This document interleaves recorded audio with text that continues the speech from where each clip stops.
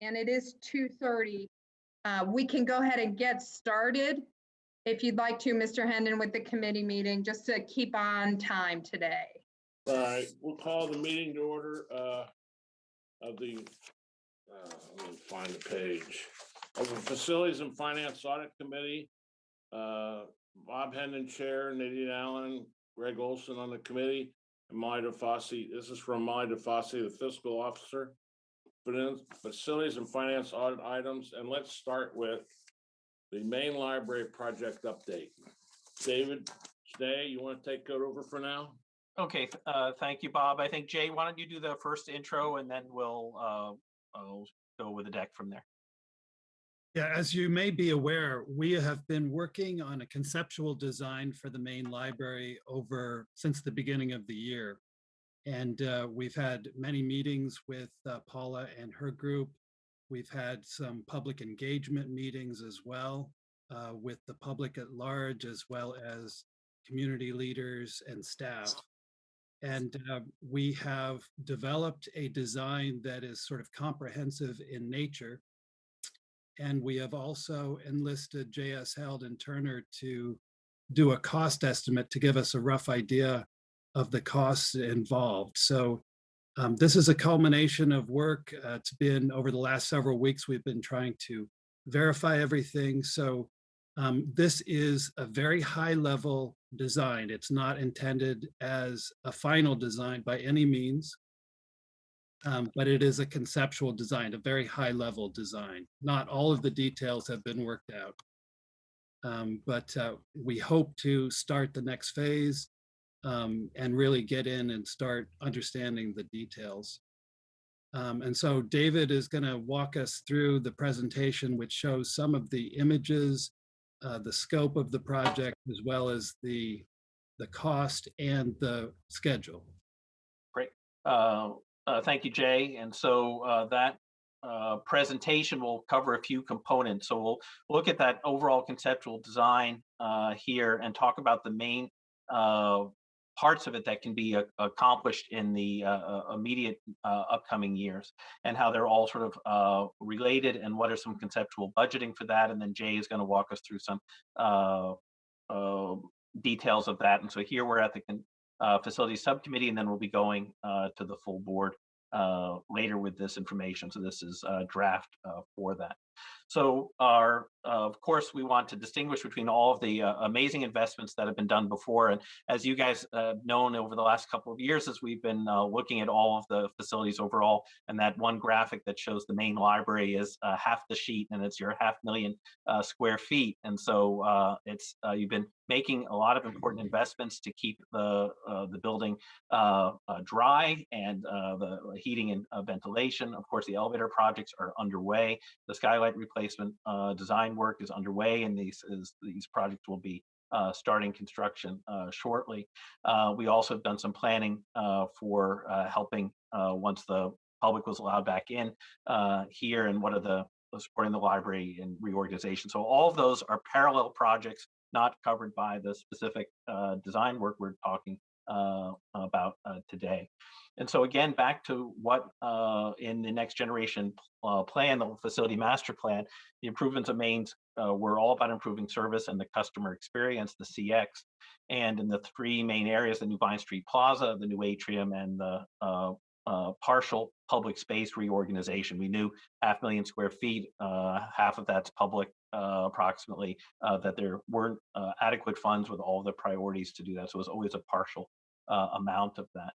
And so what we want to talk about is, absolutely, and through all the community outreach that we have had over the last 6 or 8 weeks, people are still deeply committed to fixing Vine Street entry and plaza. What a lot of people didn't understand, and you guys now do, is that it's fundamentally integrated to other components. So the Vine Street Plaza itself is so narrow today because it has that raised exterior platform. We're going to lower that. That raised exterior platform continues to the inside of the mezzanine. We're going to be lowering that. And just to reference, I sort of skipped over the third bullet. So under that platform is some it's not been unused for a long time because of all the leaking and other environmental problems with it. There was storage space there. That part of this is infilling that and creating a new structural basis for the plaza. So inside, lowering the interior mezzanine.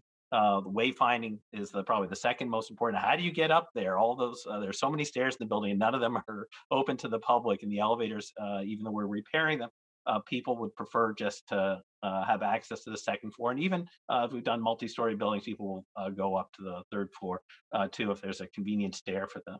And so that stair and the 8 guardrails and the atrium edges all have to be done together as a package. And then the 1980s building where the present atrium is and the 2 entries on Walnut and Vine. So have to do a comprehensive renovation of that. And as much as we can do a makeover of the first floor. We'd love it to be a full comprehensive renovation of that too, which would mean all new ceiling and all new lighting and stuff. That is probably a bridge too far for our current budget allocations, but we're really good at doing makeovers. And so in the 1950s portion of the ground floor where the popular library had been, that is the area that will get a makeover. And so in general to the public, it should feel like a new experience so that when you can start visualizing the ribbon cuttings at the new Vine Street Plaza, it's not just this great interface to the to Vine Street and to the rest of the city, but that you're welcoming people into a new experience in the library.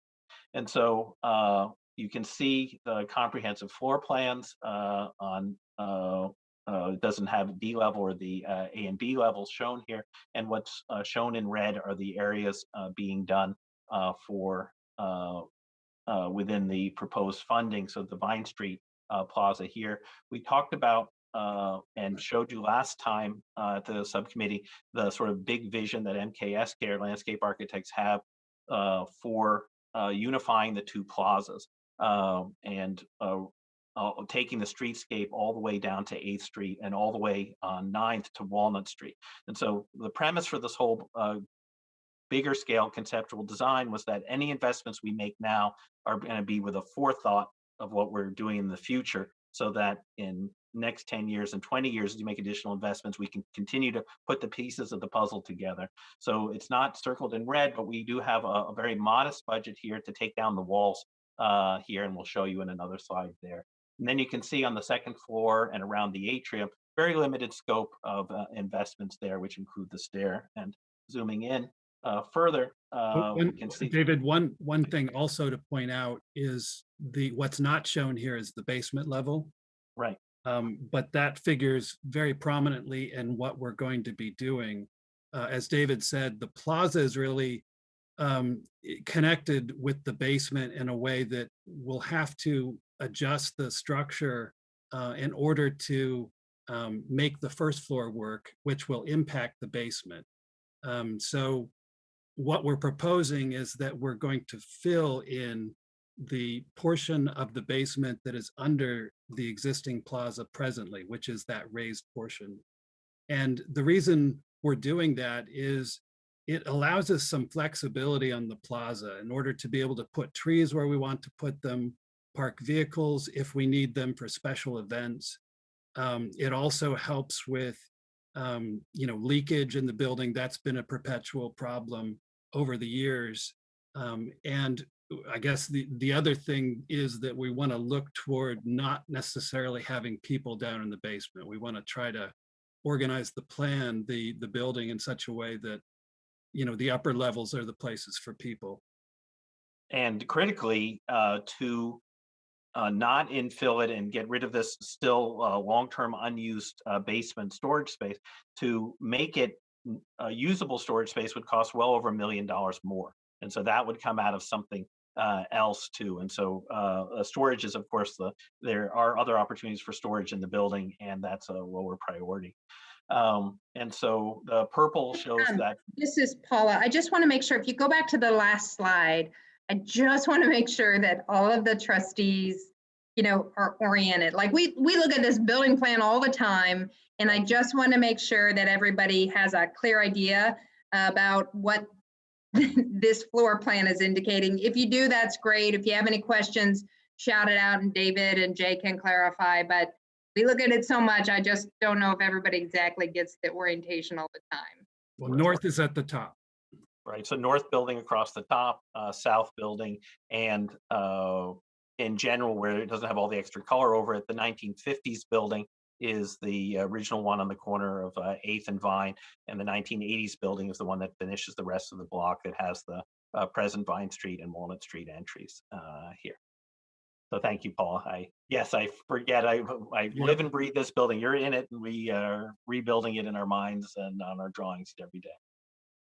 Okay, so, and that just shows that the full renovation of the 1980s part. And what's really exciting about this, as we presented before, is there really isn't a lot of experience there. There's a couple of little displays. The library, we had the new flooring done a couple of years ago, Molly, which really made a huge difference to get rid of the bricks. And there's a couple of trees and things, but it isn't the vibrant library activities. And we're seeing that this purple part of the library, as you come in the front door and you're in a multi-generational library experience, that when this gets done. And in the past, because it's this 500,000 square foot main library, and from the legacy of departments, children are in the north, the makerspace is in the north, everything sort of families get split up if they wanted to come to how do you get across to it. And we're seeing that the ground floor here is this real multi-generational experience.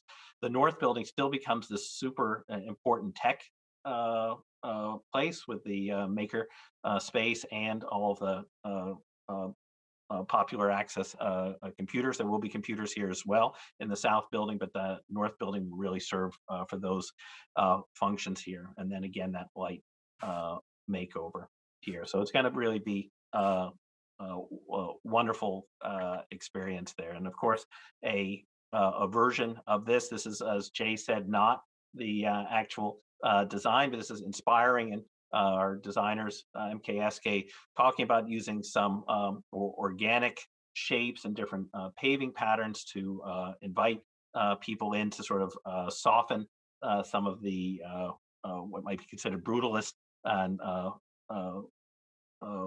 existing architecture. And what's super important here is that part of this work interrelated is the new curtain wall that's here, because as the basically this mullion line on the screen here is where the plaza comes in. So we have to rebuild that and get you much better energy performing glazing there. And then the whole library. The curtain wall is simply that large expanse of glass. That's an architectural term for that big window, essentially. Right. And so that gets replaced, and that's a fundamental part, as well as a new entry that's in a better location to provide less of that running the gauntlet aspects that you have now for it. And so then on the north plaza, talking about just taking down the walls, and this will help. We are exploring now creating early phase packages for demolition and other things, so that as the north building remains open, while the south building will need to be closed for the significant construction there, by removing these walls up front, and it will make the north building much more visible and transparent and inviting. And so then just to show people what is coming here into, and again, these are all just our conceptual placeholders. We'll be working to detail these work, make sure our technical and budget aspects are taken care of. But the idea of this total experience transformation, as you've come in your vestibule and making it way into the atrium, which now has a social stair and a lot of mobile collections and other things that can be moved about, so you can still have big events in the space. If you come in the front, just to orient you, on this slide, you're coming in from the Vine Street side, and to the right, you can see the Walnut Street entry is over there in the right-hand side, right, in the social stair, just to get you oriented. Right. And then if you come in the vestibule and you turn left, this is the area where the mezzanine has been is presently and lower it down. And so there's real wonderful opportunity, and you're really interconnected. And so places to sit and to see collections and activities and programs here, and where the present gallery is, that we see areas of making that so it's actually a room that can function not just as gallery space, but as a room sort of supplementing the tower room until sometime in the future where you can get a full auditorium. This will be space that can. I think the other thing that this design does is the space that's underneath the connector is really kind of problematic now. It's very dark, and there's not a lot of views through there. I think this will really open that up quite a bit, and there may even be more opportunities to open up and to provide a little bit more light under there and make it a little safer. Right, because there's really no eyes from the library back onto that street. So this will do a big difference on that. Great point. We, of course, this isn't the actual sort of finish as proposed, but Sarah back at standing in the vestibule, looking out towards the existing elevators, and Jay and his team have looked at ways to really sort of make the elevators pop. So in addition to the stair, which is in front of you, and the elevators become this anchor. So wherever you are, you know, okay, this is how I can orient myself. And here we're looking into the 1950s building. And so major renovation out here in the 80s building and a makeover in the 50s. But still, it's not all the furniture, right, Molly? We are budgeting to redo the furniture in the whole first floor, I believe. Correct. Okay. And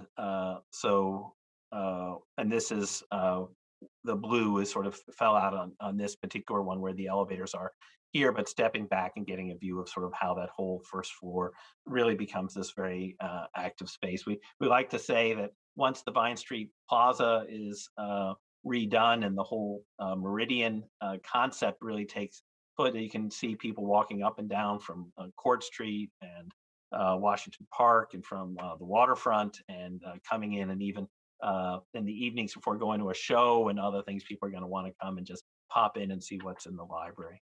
And I think one other thing we want to make sure we do is to soften the brick. The brick is ever present in the building, and we want to sort of soften that wherever we can. We're showing wood here on several of the surfaces, the new surfaces, but that's yet to be determined. But we definitely want to make it feel like you're walking into a new space.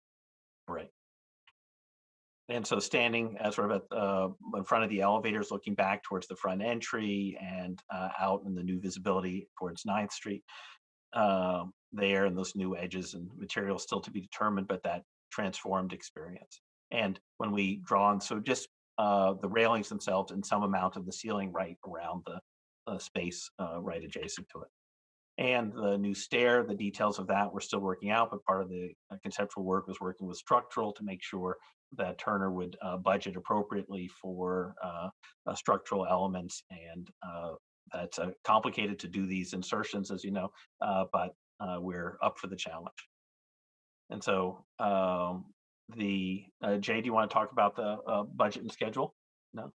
Sure. So you can see here the figures on the right are total project dollars, not just construction, but that's factored, everything else that's factored in, you know, fees, furniture, FF&E, all of the soft costs that are usually associated with these projects. And we've worked with Molly and the Turner team to come up with these numbers.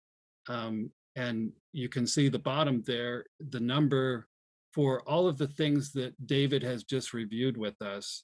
That is in the neighborhood of 24 million is what we would be targeting there.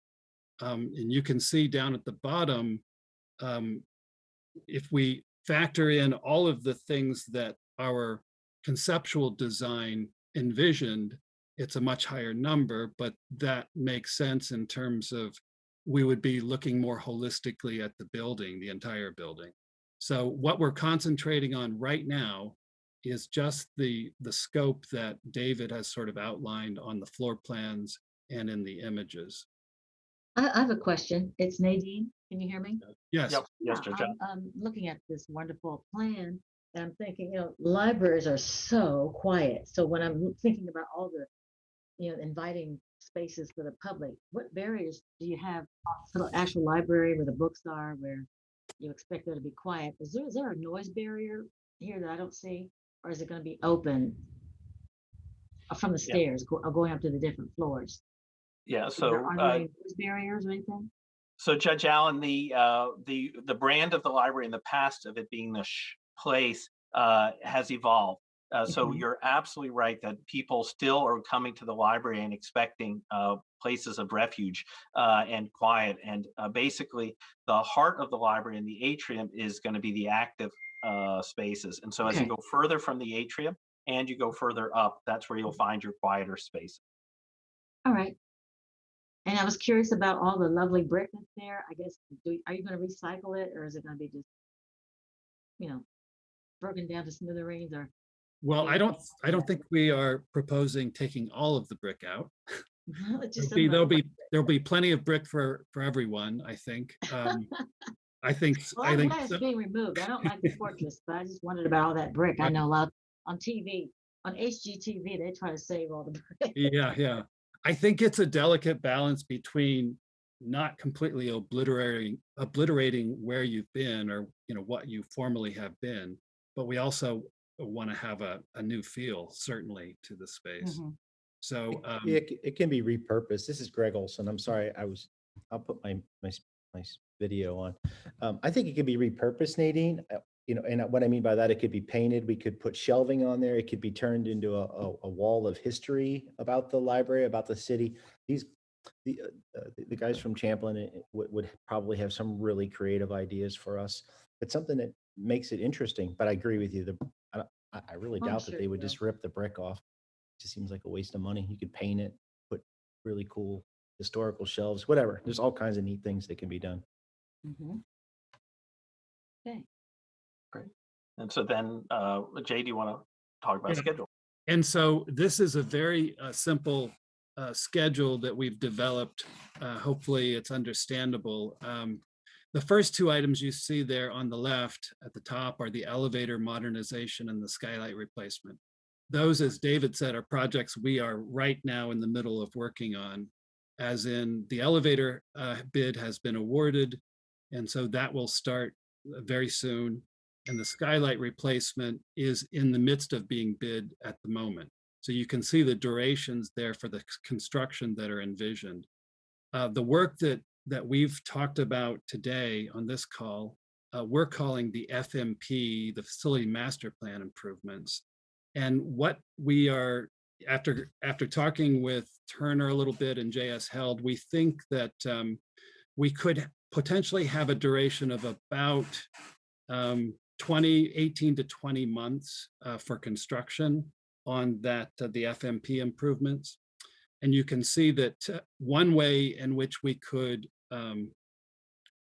advance the project more quickly is to put out different bid packages, advanced bid packages, like a demo package or a structural package, which would allow us to get started a little bit more quickly. I think one of the things that needs to be talked about and we're sensitive to is we most likely will want to close the building during the entirety of the construction. So The South Building. the south building, exactly.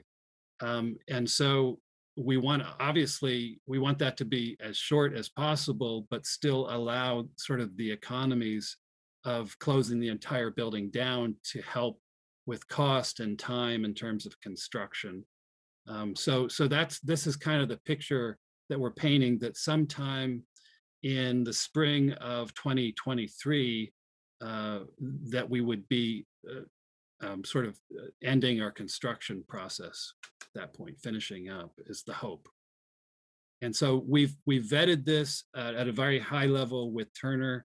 It still needs more study, but this is what we're hoping to get done, the direction. Great. And so that is the conclusion of and a version of this presentation, typically given with shorter remarks, moving through it quicker so it doesn't impact your full board agenda, is planned for the 20th. And are there any additional questions or comments that Jay or I can answer? Oh, very good. I think the whole board is very impressed with what you've done so far and looks pretty good to me. Thank you. And I would be happy to field any additional questions. Jay and David have been very willing to have a chat with anybody who wants to have a one-on-one follow-up with anything. We can always do that. We have a little bit of time between now and the 20th, and I think the high-level conceptual designs are important. And also anybody who wants to have any thoughts about that closing of the south building, that is something that will be different. We do fortunately have two buildings. So the north building, we will prepare that and have it ready for, I think, pretty sustainable service for the duration of that closure. I do also, just to offer a little context, want to note that many large metro libraries, urban libraries, have done these kinds of construction on these kinds of buildings, big brutalist buildings. And they have told me they've been closed, like Columbus was closed, I think 15 or 16 months, down to Atlanta, which has been closed more than 2 years. You know, they all have closures in there for a variety of reasons, the cost savings, and because we have two locations here on our campus, two separate buildings, we do have that opportunity to have a closure, but not lose our service anchor in town. So if anyone has concerns or thoughts around that, I'm also happy to talk about that. And, you know, in terms of our staff, those staff would be repurposed. You know, we would keep the staff. The thing about closing a location for a library is it doesn't decrease the amount of service demand. It just makes it go elsewhere. So we would need all the help we can get to keep that service going during that time frame as well, just in case there were any questions around that too. Hey, Paula, this is Greg. I think it's a great idea, and it will save us some dollars at that facility that we could possibly repurpose into this project. And I know it's not my own original idea, that's yours, but I think that's, and I don't think you said that yet, but I think that makes a tremendous amount of sense. I think you are right on target with that. And this is a great looking plan, Jay and David. So thank you. We Thank do you. appreciate all you're Thank you. doing for us. Absolutely, Greg, that's right. And I appreciate that. I think we have a great opportunity to talk to the full board and make some decisions. The other thing, and Mr. Hendon, I know you graciously let us kind of move through the last part of the report first. But one thing, and Molly and I've talked about this, Molly did do a great job in looking at all the available dollars so that we could put those costs up front. You know, ours is a levy, so it comes as it comes, and Molly is stringing things together and putting them together so that we can accelerate this project so that we aren't subject to those accelerating costs as we go along further and further in the levy. But as a result, there are some projects that we had put in the FMP as potential projects that may be changed a little bit. Most notably, and to be completely transparent, is Norwood. So Norwood is our Carnegie, and it's on a very confined lot with limited parking. It's partially handicap accessible. It's been partially renovated. We haven't had any opportunities, despite trying to follow up any leads, to get co-located property.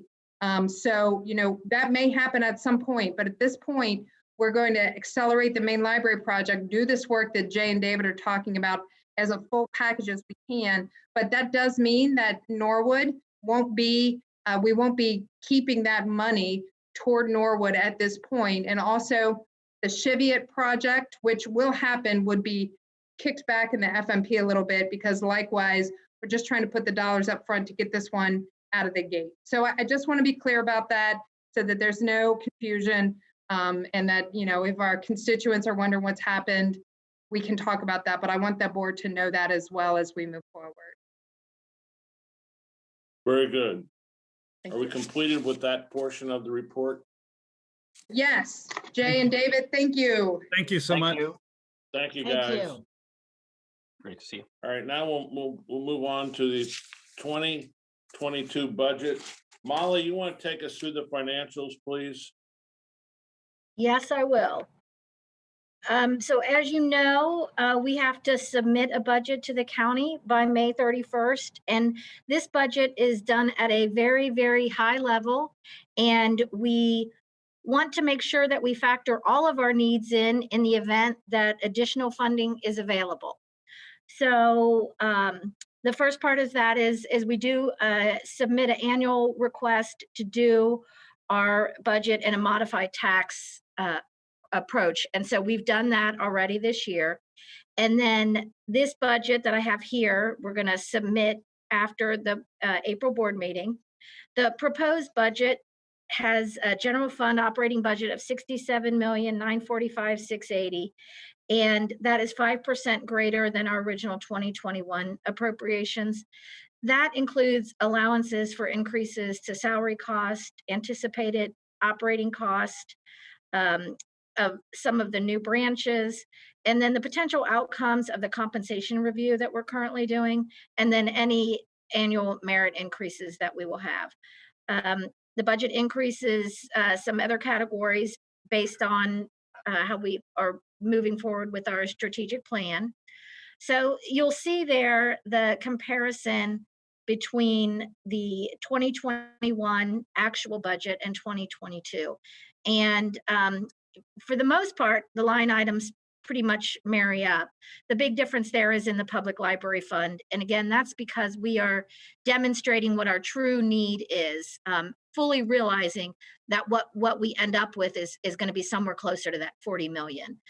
The bulk of that is related to the transfers out, which is what's funding the FMP, and that's displayed down there in the capital budget. So the items that are outlined there are the items that we have not gotten to yet in the FMP. And that 12 million there for the main is the remaining funding of the 24 million that David talked about. The 24 million, we've been funding that over the last couple of years, and that last amount is what we'll need next year for that. And as usual, the budget does include some contingencies that we normally have. And the general fund expects to end 2021 with a little over 15 million. The 2022 budget, as I presented, is the library will need intergovernmental revenue of almost 125 million. The sources of that are the public library fund and the local property taxes. So the tax receipts for the local property taxes are estimated at 37,717,596, which is what we received this year. And then the balance is that 86,750, which is what we're demonstrating as our need from the PLF. So I went over that pretty quickly, but does anybody have any questions? And I know it is a little confusing based on how the PLF works. Sorry, you want to go on with the capital budget, or are you? I went through that. I finished the whole thing. Hey, I did the Molly. capital budget. And Okay. yeah. Molly, this is Greg. Yeah. Hey, can you explain how the request for the large amount of money from the PLF works? Right. So what we do is this the budget that you see here in the middle of the page, it says general fund and then the capital fund. We submit that to the county, and when the PLF amounts come out, they let us know what amount has been appropriated through the PLF. Okay. So this demonstrates that we have more need than, as I said, we know that we will get, but we send this over to them because they're the oversight of the state funding. Okay. All the state funding is. Go ahead. I'm sorry. I want to listen to what you have to say. No, all the state funding is distributed to each county, and then the county distributes to the library system. In Hamilton County, we only have one system. Many other counties have multiple systems. Okay. And so if we ask for 80, do we ask for that kind of money every year? And then we usually get some lower? We do. It ranges between, as long as I've been here, it's ranged between 45 and this number. So this kind of falls back to, if for some reason more money were to have come in and you haven't demonstrated a need, then you're not necessarily in line for that money. Right. So I didn't realize that. That's all, it's all yes, new to me. So I'm glad yes. that I understand. And so is this some money that's allocated every year from revenue that comes to the state? Or is there a big fund that the state has that they're like, you know what, maybe we'll add a couple extra dollars here this year? Yeah, well, I'll let Paula speak to that because we're Okay. actually in a state budget cycle right now, and Okay. they're determining how much we get, and as long as I've been here, we're up for renegotiation every 2 years at the state. So Paula, you want to talk about that for a minute? Absolutely. I've been talking about it all day. It's National Library Week, so the Ohio Library Council has been out there. We've been talking with legislators to make them aware because, Mr. Olson, it is a complicated thing. So Ohio is different than many other states for their funding formula for public libraries. And the General Revenue Fund has a stipulation where a certain percentage goes into the Public Library Fund, the PLF. And in permanent law, it is currently 1.66% of the General Revenue Fund goes to the PLF. Now, the issue is that the legislature will take what the governor proposes generally, and then they will review it and add amendments as they do across all funding. And the last couple of budget cycles, as Molly mentioned, it's biennial, so we do it every 2 years. They have pushed it up to 1.7%. Right now, we're in that discussion about where it will land because currently it is at 1.66, as it has been introduced the last several times, and we're hoping that once again we'll get it to 1.7. So they have that funding formula. It's permanent law, but they can adjust it via amendment every 2 years.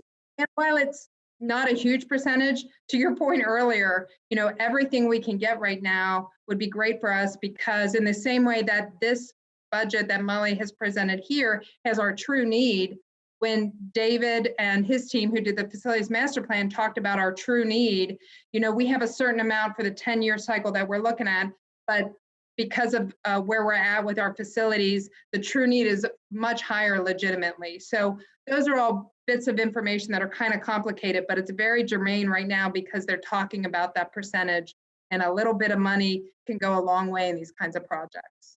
Thanks. That's helpful. I appreciate it. Absolutely. Okay, All right. Yeah, I think we're down to the Anderson Branch refresh. Branch refresh contractor confirmation. On March 31st, 2021, bids for the Anderson Branch refresh were received. The estimate for the project was $249,620. The library received 6 bids ranging from $146,800 to $176,000. The lowest responsible bidder was Perkins Carmack Construction, LLC. This is the same contractor that is on the Deer Park project. We're requesting the approval of the Anderson Branch refresh project budget, including approximately 10% contingency as follows. For the contractor, $146,800. The owner costs, design fees, permits, carpet, furniture, supplies, $320,000. Contingency of $46,000 for a total of $518,800. We're also requesting authorization from the Eva Jane Rumen-Coon director to approve change orders that do not increase the overall budget and to execute the certificate of substantial completion. All change orders for the contractor will be reported to the board for confirmation. Okay, next item is, go Do ahead. we want to just real quick say, and this will be in the full report, that we're actually going to be closing the Anderson branch beginning the 15th of April. And it will be closed until approximately the 1st or 2nd week of June to get this work accomplished. It's a very labor-intensive project we're doing out there, but it's going to have a huge impact for a little bit of money. And All to right. that end, Molly, I can't believe you didn't mention that this is a project that came in under, the bids were under our projections. So Yeah, for we once, were- Molly has good info on there, good news on that. Yes, we were happy about that. It's actually coming in much better than we expected, so we're excited. All right, yes, I was gonna mention that, but you took the wind out of my sails. The Price Hill Branch accessibility, the branch is expected to be open mid-April 2021. The following change orders have been approved and are submitted for confirmation. And you can, I'm not gonna go through the individual change orders here right now, but you can read them. They're in the report. but there's no big additional cost. Whether I guess there is for Johnston Construction, General Trades, required underpinning for site work and minor design change, $122,810. Yeah, that was primarily the undercutting to get the soil where they needed it to be. But we're still within the overall project budget with the contingency. Good, good. All right, the Western Hills branch, the Walnut Hills branch accessibility. After several days of delays of final permitting, the project has started. Interior demolition is almost complete and the equipment is being mobilized for the exterior excavation.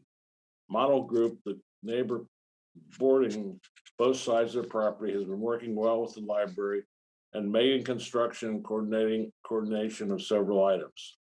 Following minimal change order for tree removal is not noted in the drawings, has been approved and submitted for confirmation. That's from Megan Construction, $1,283.84.